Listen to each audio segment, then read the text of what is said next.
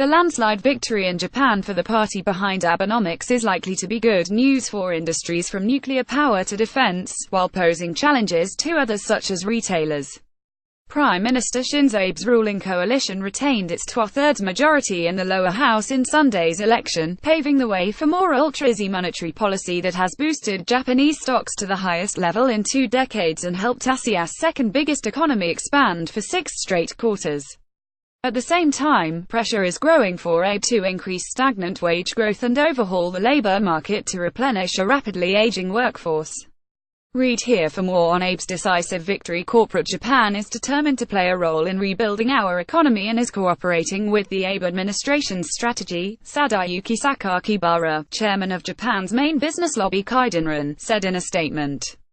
The Nikkei 225 stock average on Monday capped its longest winning streak on record, gaining for a 15th straight day amid expectations corporate earnings will benefit from the continuation of ultra-easy monetary policy. Here's what the election results mean for key industries and companies. Large exporter Abe won office in 2012 with a central bank policy of massive quantitative easing that pushed the yen lower.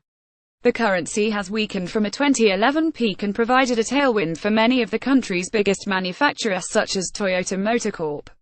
Corporate profits have been boosted by a resurgence in Japanese exports, which have shown double-digit gains in the past 3 months. Some of the companies that stand to gain the most from a depreciating yen include Fanuc Corp., Canon Inc. and Nintendo Co., as most of their sales come from overseas. The question going forward is how long the government will continue its stimulus plans, with inflation still weak and wage growth still sluggish. Bank of Japan Governor Haruhiko Kuroda has been staying the course with its massive monetary easing program. Consumer goods Abe also billed the snap election as a chance to test public opinion on an increase in the national sales tax.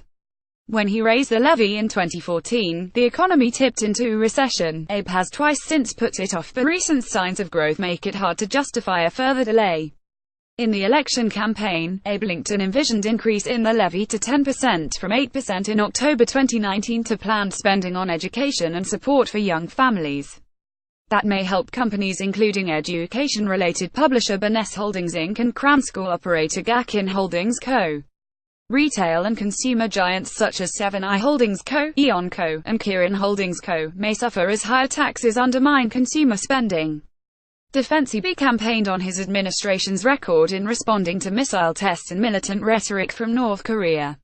This has prompted expectations his administration intends to maintain increases in spending on weapons made by companies including Mitsubishi Heavy Industries Limited, Kawasaki Heavy Industries Limited, Toshiba Corp., and IHI Corp.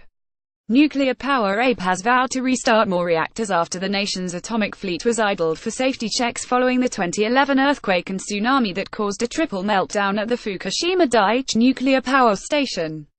Abe's win on Sunday came against the party of Tokyo Governor Yuriko Koike, who has said she backs eliminating nuclear power and increasing the use of renewable energy sources. Kansai Electric Power Co. and Kyushu Electric Power Co. remain the most dependent on nuclear power, while industrial conglomerates such as Hitachi Limited and Mitsubishi Heavy are major suppliers to the industry. Tobacco Abe's party has said it is considering raising taxes on electronic tobacco products, while leaving levies on conventional cigarettes at current levels.